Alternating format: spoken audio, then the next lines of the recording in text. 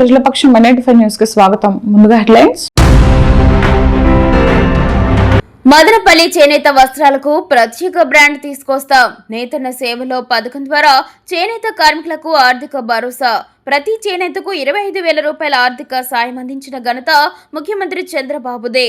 MLA Shahjahan బాషా వెల్లడి. నాటు తుపాకీ పేలి రైతు మృతి. ఆస్తి కోసం దయాదులే చంపేశారంటూ మృతుడి కుటుంబ సభ్యులు ఆరోపణ. తాము కొన్న సొంత ఇంటి స్థలాన్ని కాపాడి తమ కుటుంబానికి రక్షణ కల్పించండి ఆవేదన వ్యక్తం చేసిన గిరిజన దంపతులు. మదనపల్లి నియోజకవర్గంలో పండుగ వాతావరణంలో ఇంటింటా టీడీపీ కార్యక్రమం నిర్వహణ. బ్రహ్మరథం పడుతున్న పల్లె ప్రజలు. డీటెయిల్స్ చూస్తే మదనపల్లి చేనేతలకు ప్రత్యేక బ్రాండ్ తీసుకొస్తాం. నేతన్న సేవలో పథకం ద్వారా చేనేత కార్మికులకు ఆర్థిక భరోసా. అన్నమయ్య జిల్లాలో 3,869 మంది లబ్ధిదారులకు 9.67 కోట్ల ఆర్థిక సహాయం. ఎమ్మెల్యే షాజహాన్ బాషా. మదనపల్లి కలెక్టరేట్ పీజీఆర్ఎస్ హాల్లో నేడు ఘనంగా 13వ జాతీయ చేనేత దినోత్సవ కార్యక్రమాన్ని నిర్వహించారు. రాష్ట్ర వ్యాప్తంగా నేతన్న సేవలో కార్యక్రమం ద్వారా నేతన్నలకు ఆర్థిక సాయం అందించే కార్యక్రమం ముఖ్యమంత్రి చంద్రబాబు నాయుడు చేతుల మీదుగా ప్రారంభించడం జరిగిందని మదనపల్లి కలెక్టరేట్ పీజీఆర్ఎస్ కార్యాలయంలో జిల్లా నలుమూలల నుంచి తరలివచ్చిన నేతన్నలతో కలిసి జాతీయ చేనేత దినోత్సవ కార్యక్రమం నిర్వహించారు.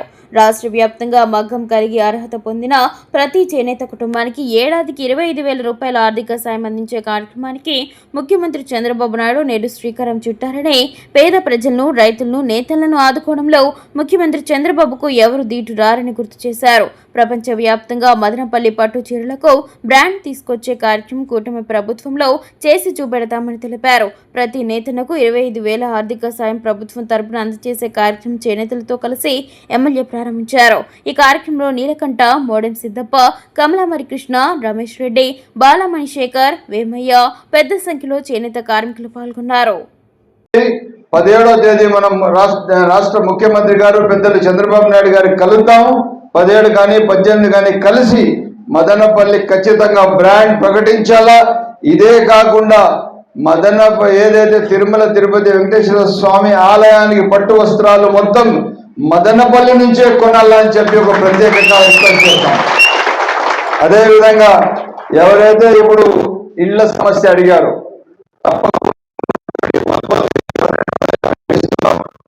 కాకుండా ఇంకొక 70 ఎకరాలు ఉన్నాయి. మరి ముఖ్యమంత్రి గారికి చేనేత నల్లకు సపరేట్ గా ఒక కాలనీ ఇస్తాము. వాళ్ళకే సపరేట్ గా ఇస్తే దాంట్లో కలరింగ్ యూనిట్ ఉంటుంది. ఆ కలరింగ్ యూనిట్ చాలా చెడ్డది. అది ఎందుకంటే ఆ నీళ్లు భూగర్భ జలాల్లోకి పోతే దాంట్లో పిల్లలకు పోలియోలు అవన్నీ వచ్చేస్తాయి. సో దానికోసం కలరింగ్ యూనిట్ సపరేట్ చేసి దానికి వేరే సపరేట్ డ్రైనేజ్ పెట్టి ఎక్కడైనా ఏదైనా ఒక చెరువుకో దానికో ఇంటర్లింక్ చేసి నీళ్ళు ఎక్కడ యూజేజ్ కాకుండా చేసేటట్టుగా చూస్తాం. బట్ ఆ చెరువు కూడా సేద్యాన్ని కూడా వాడడానికి లేదు. ఆ విధంగా మనం ఒక ప్లాన్ ఆఫ్ యాక్షన్ చేస్తాం. ఇదే కాకుండా నిమ్మనపల్లి పోలీస్ స్టేషన్ ఆకస్మిక తనిఖీ నిర్వహించి పరిశీలించడం జరిగింది. డీఎస్పీ బుచ్చిబాబు మండలంలోని రౌడీ షీటర్లకు కౌన్సిలింగ్ నిర్వహించారు. ఈ సందర్భంగా డీఎస్పీ మాట్లాడుతూ రౌడీ షీటర్లు సమాజంలో మంచి ప్రవర్తన కలిగి ఉండాలని, రౌడీ షీటర్లు గొడవలకు పోవడం, నేరాలకు పాల్పడడం, దందాలకు పాల్పడడం, ప్రజలను భయభ్రాంతులకు గురి చేయడం వంటివి చేస్తే కఠినమైన చర్యలు తీసుకుంటామని హెచ్చరించారు. ఈ కార్యక్రమంలో SI Ramakrishna, head constable Ramana, Rammurthy, సిబ్బంది శివ, రాజేష్ తదితరులు పాల్గొన్నారు. 467 లిస్ట్ చేసేది వస్తుంది. ఇది నాటకాలు చేసేదా కంప్లైంట్ ప్రకారం ఇంకేం చెప్పారు. మదనపల్లి రూరల్ మండలం వెంకప్పకోట, కొండమర్రిపల్లి గ్రామ పంచాయతీలో స్థానిక తెలుగుదేశం పార్టీ నేతల ఆధ్వర్యంలో నిర్వహించిన ఇంటింటా తెలుగుదేశం కార్యక్రమానికి ముఖ్య అతిథిగా ఎమ్మెల్యే షాజహాన్ బాషా పాల్గొన్నారు. కొండమర్రిపల్లిలో జయరాం యాదవ్ ఆధ్వర్యంలో నిర్వహించిన కార్యక్రమంలో పెద్ద సంఖ్యలో తెలుగు తమ్ముళ్లు పాల్గొని కూటమి ప్రభుత్వం చేపట్టిన అభివృద్ధి సంక్షేమ పథకాలను కరపత్రాల ద్వారా ప్రజలకు అందించారు. ఈ సందర్భంగా ఎమ్మెల్యే మాట్లాడుతూ 13 రోజులుగా మదనపల్లి నియోజకవర్గంలో ఇంటింటా తెలుగుదేశం కార్యక్రమం నిర్వహిస్తున్నామని, ఎక్కడికి వెళ్లినా పట్టణంలో పల్లెల్లో ప్రజలు బ్రహ్మరథం పడుతున్నారని, 2 ఏళ్ల కూటమి పాలనలో ఎంతో సంతోషంగా ఉన్నామని ఆనందం వ్యక్తం చేస్తున్నారని ఎమ్మెల్యే వెల్లడించారు. ఈ కార్యక్రమంలో పెద్ద ఎత్తున తెలుగుదేశం పార్టీ శ్రేణులు పాల్గొన్నారు. తెలియజేశారు. చూడండి, ఈ ఇంట్లో ఈ కుటుంబంలో ముగ్గురు పిల్లలు. ఏమేమి పేర్లు పిల్లలది? రెడ్డి శ్రవంతి, అనిల్ కుమార్, హర్షవర్ధన్. ముగ్గురు 39,000. రైట్.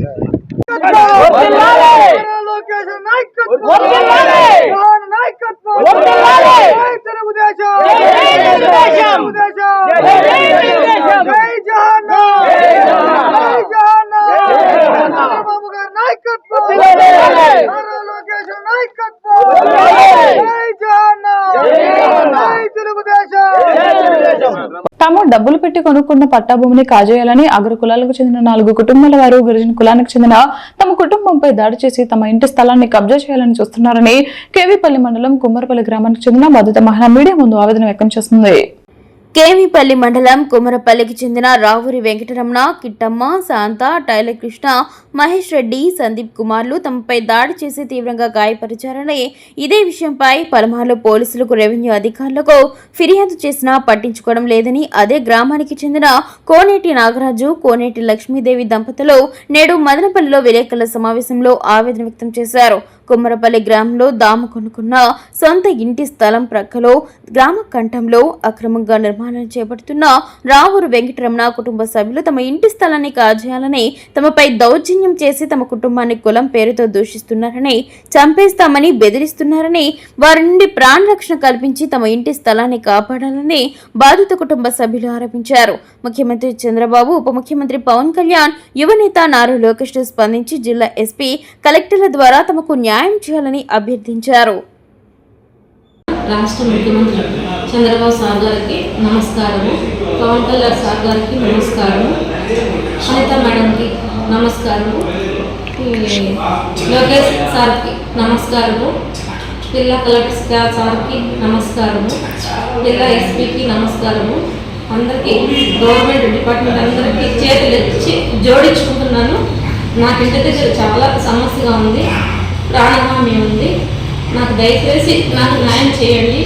నాకు న్యాయం, ఈ వీడియో చూసిన వాళ్ళందరూ న్యాయం చేయండి. నా పదవి తావు నాకు ఇప్పించి. వీడియో చూసిన అందరికీ నమస్కారము. మాది కుమ్మరపల్లి, కేవపల్లి మండలము, కుమ్మరపల్లిలో నివాసం ఉంటున్నాము. మాకు ఇంటి దగ్గర చిన్న గొడవ అయింది. చిన్న గొడవ ఏం కాదు, పెద్ద గొడవ అయింది. ఇంటికి తూర్పు వైపు ఈశాన్యంలో కొంచెం ప్లేస్ వదులుకుంటే ఆపోజిట్ వాళ్ళ పక్కన తూర్పు ఉండేవాళ్ళు వెంకటరామన్ అని చెప్పేసి వాళ్ళు ఉంటే 10 అడుగుల తావు మాకు కావాలని చెప్పి 2 సంవత్సరాల నుంచి నన్ను ఇబ్బంది పెడుతున్నారు. ఆ స్థలం ఇచ్చేస్తారా ఇవ్వరా అని చెప్పేసి నన్ను వేధిస్తున్నారు. నేను ఇవ్వనని చెప్పి తిరగబడిన దానికి ఇంటి మీదకి వచ్చి 1.5 సంవత్సరం అప్పటి నుంచి నన్ను 4 సార్లు కొట్టినారు సార్. 4 సార్లు కొడితే కానీ పెద్దవాళ్ళకి అందరికీ కానీ మేము చెప్పినాము. చెప్తే ఇంటి దగ్గరకు వచ్చి ఆ చుట్టుపక్కల ఉండే పెద్ద మనుషులు న్యాయం చెప్తారు. మళ్ళీ మాకు 2 రోజులు ఆగము అని చెప్పేసి టైం ఇచ్చేసి వెళ్ళిపోతారు. మళ్ళీ వాళ్ళు ఇదే ప్రకారం మళ్ళీ వచ్చి మా స్థలంలో అన్యాయంగా ఆఖరికిచ్చి గోడ కట్టినారు సార్. గోడ కట్టినారు. గోడ కడితే ఏమన్నా ఇట్లా ఎందుకు ఇట్లా చేస్తున్నారు అని చెప్పినానంటే, మీరిద్దరే ఉన్నారు, మీరేం చేస్తారు, మీరేమి చేయలేరు, మీరు ఎట్లా ఒకరే ఉండాలని చెప్పేసి ఎట్లంటే అట్లా మాట్లాడేసి మా ఆయన అంతలోకే నన్ను తోసుకుంటూ పోతా అంటే కొట్టింటే మా ఆయన అడ్డం వచ్చినారు. అడ్డం వచ్చింటే కానీ అతన్ని కానీ కొట్టినారు. మేము నా నెలప్పుడు ఏప్రిల్ 27 తారీఖు కంప్లైంట్ కానీ ఇచ్చినాము. ఇస్తే కానీ మాకు ఎస్ఐ గారు న్యాయం చేస్తామన్నారు. న్యాయం జరగలేదు. మళ్ళీ ఇప్పుడు మాకు కోర్టుకు పండిమ్మా, మేమేం చేయలేము, రెవెన్యూ డిపార్ట్మెంట్ మేమేం చేయలేము, భూమికి సంబంధించి గొడవ అయితే మాత్రం మేము డీల్ చేస్తామని చెప్తున్నారు. సరే గొడవ అయింది కదా ఎట్లా సార్ అని చెప్తే మళ్ళీ కేసు అయితే కట్టగలుగుతామని చెప్తున్నారు. కేసు కట్టినారు. కేసు అయితే ఇంజక్షన్ ఆర్డర్ వచ్చింది. ఇప్పుడు ఎట్లా సార్ అంటే మేమేం చేయలేమమ్మా, గలాట్లు అయితేనే మేము వస్తాము అని చెప్పినారు. 2 సంవత్సరాల నుంచి వర్షం నీళ్ళు పోతా అంటే ఇంటి తూర్పు బాగున ఈశాన్య మూల రంధ్రం మూసేసి ఇప్పుడు మేము ఇంజక్షన్ ఆర్డర్ వచ్చిందని చెప్పేసి అది తీసుకుంటుంటే ఇంటి దగ్గర గొడవ అంటే వచ్చి గడపాలని పట్టుకొని లాగి ఇంతవరకు ఎస్ఐ సార్కి ఏం చెప్పినారంటే వాళ్ళు ఆ స్థలం మాది కాదని చెప్తున్నారు. ఇప్పుడు మేము పొద్దున ఇంజక్షన్ ఆర్డర్ తెచ్చుకొని మేము ఆడ రంధ్రం వేసుకుందామని వెళ్తుంటే వాళ్ళు భార్య. పెద్ద పంజాని మండలం మారపల్లి గ్రామంలో విషాదం చోటు చేసుకుంది. సొంత పొలం వద్ద నాటు తుపాకీ పేలి శ్రీనివాసులు అనే వ్యక్తి అక్కడికక్కడ మృతి చెందిన ఘటన శుక్రవారం చోటు చేసుకుంది. ఈ ఘటన స్థానికంగా తీవ్ర కలకలం రేపింది. కుటుంబ సభ్యులు, స్థానికులు కథనం ప్రకారం శ్రీనివాసులు గురువారం రాత్రి 8:30 ప్రాంతంలో తన సొంత పొలం వద్దకు వెళ్లాడు. కుటుంబీకులు ఎంతకీ తిరిగి రాకపోవడంతో పొలం వద్దకు చేరుకున్న మృతుడి భార్య రక్తం మడుగులో పడి ఉన్న శ్రీనివాసులను చూసి కేకలు వేయగా స్థానికులు ఘటనా స్థలానికి చేరుకుని పోలీసులకు సమాచారం అందించారు. ఘటనా స్థలానికి చేరుకున్న పోలీసులు మృతదేహాన్ని పరిశీలించగా ఛాతీ భాగంలో గుండెపై తుపాకీ గుండు లోతుగా దిగడంతో రైతు ప్రాణాలు కోల్పోయినట్లు పోలీసులు ప్రాథమిక నిర్ధారణకు వచ్చారు. మృతదేహం ప్రక్కనే నాటు తుపాకీ పడి ఉంది. శ్రీనివాసుల కుటుంబ సభ్యులు ఘటనా స్థలంలో కన్నీరు మున్నీరుగా విలపించారు. ఇది ప్రమాదవశాత్తు జరిగింది కాదని, ఆస్తి వివాదాల కారణంగానే ప్రత్యర్థుల పథకం ప్రకారం తన భర్తను నాటు తుపాకీతో కాల్చి చంపారని భార్య కుటుంబ సభ్యులు ఆరోపిస్తున్నారు. డీఎస్పీ డేగల ప్రభాకర్ ఘటనా స్థలానికి చేరుకుని పరిశీలించారు. క్లూజ్ టీంను రప్పించి ఘటనా స్థలంలో కీలక ఆధారాలు సేకరించారు. మృతదేహాన్ని స్వాధీనం చేసుకుని పోస్టుమార్టం నిమిత్తం పలమనేరు ప్రభుత్వ ఏరియా ఆసుపత్రికి తరలించారు. ఘటనా స్థలంలో లభ్యమైన నాటు తుపాకీని పోలీసులు స్వాధీనం చేసుకున్నారు. మరిన్ని వివరాలు పోలీసుల దర్యాప్తులో తెలియాల్సి ఉంది. ఏమైందో తెలియదు సార్. 8 గంటలకి నేను ఫోన్ అడిగితే 5 నిమిషాల్లో వస్తాను వచ్చినాడు, మళ్ళీ రాలేదు. 8 గంటలకి. మళ్ళీ మీరు నైట్లో ఏమైనా ఫోన్ చేసినారా? నా దగ్గర ఫోన్ లేదు సార్. మళ్ళీ మీకు ఎప్పుడు వచ్చింది సమాచారం? తెల్లారు వచ్చి ఆవులు కట్టేసి చూస్తే కొనుక్కున్నాడేమో అని వచ్చి ఆవులు కట్టేసి కొనుక్కున్నాడేమో అని వచ్చింది. ఎంతమంది పిల్లలు? 3, ఒక కొడుకు 2 కూతురు. ఎవరు వాళ్ళు ఇంటి కట్టినింటి ఒకడే వచ్చారు. 8కి. ఇంకా మీకు ఎవరిపైన అనుమానం ఉందా? అనుమానం మా వీళ్ళందరూ ఉన్నారు సార్. పేర్లు ఏమైనా చెప్తారా? పేర్లు చెప్పాను. ఎందుకు ఇలా చేయండి సార్ మాకు భూములు గొడవలు ఉంటాయి సార్. అవి నా పేరు మీద కొంచెం చేసినాడు. అది ఇప్పుడు వాళ్ళు అంత భాగాలు కావాలంటే ఇలాదనేసి వాళ్ళకి కొంచెం కసి ఉంది. అందు గురించి వాళ్ళు ఏమన్నా మాట్లాడుకొని ఇట్లా చేసినారేమో అని మాకు అనుమానం. మా దయ్యాదులే ఉంచుకున్నాం. పేరు తులసమ్మ, ఆమె కొడుకు పేరు రామలింగయ్య. అంటే మీరు రామలింగయ్య అనుమానిస్తున్నాం సార్. వాళ్ళ మీద మాకు ఫుల్ అనుమానం వాళ్ళ మీదే ఉంది. దయాదుల మీద కూడా అనుమానం. వాళ్ళు వీళ్ళంతా ఏకమయ్యి మా బావని ఇట్లా చేశారు. దయాదులు అందరూ ఏకమయ్యి మా బావని ఇలా చేశారు సార్. వాళ్ళే ఏదో చేశారు. మా ఊరు దయాదులు వీళ్ళు మా అత్త మా మామయ్య ఉంచుకున్నామే, ఆమె కొడుకు మా ఊర్లో దయాదు. దానికోసము మేమంతా వచ్చి ప్రెజర్ చేసినాక ఎమ్మెల్యే అమర్నాథ్ రెడ్డికి మాహితి తెలిసినాక డిఎస్పీ కూడా వచ్చింది. సార్ డిఎస్పీ అన్నాక టేప్లా ఏమి లే, బందోబస్తులే, ఏది ఒక ఎంక్వైరీ లేదు. అంటే ఎప్పుడు జరిగింది? ఏమని రాత్రి జరిగింది. మీకు ఎప్పుడు తెలిసింది? మాకు 11 గంటలకు తెలుసు. మీకు పొద్దున్న 11 గంటలకు తెలుసు. మా పాపని ఎక్కించింది మా పాపని. ఏం పేరు? ఎందుకు ఎవరు చంపింటారని మీకు అనుమానం? వాళ్ళంతా వాళ్ళ ఫ్యామిలీ, వేరే వాళ్ళు కాదు. అంటే పేర్లు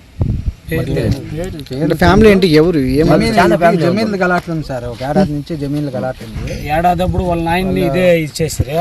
వాళ్ళ నాయన కూడా ఇదే తర చేసారు. ఇప్పటికేమీ ఇది లేదు. ఇప్పటికి ఎవరు అని కనిపెట్టే కాలేదు. వాళ్ళ నాయన మర్డర్, అది మర్డర్ చేసింది. ఎవరు అనేది లేదు. ఇప్పుడు ఈయప్పని ఇట్లా చేసినారు. దీన్ని ఇచ్చిపెట్టినారంటే రేపు ఇంకొకరిని వాళ్ళ ఇంట్లో వాళ్ళు ఇట్లా చేస్తారు. వాళ్ళ నాయన పేరు పేరు మేకల రెడ్డప్ప. అది జరిగి ఎప్పుడైంది? 1 ఇయర్. 1 సంవత్సరం 1 ఇయర్ పైన 15 నెలలు అవుతుంది.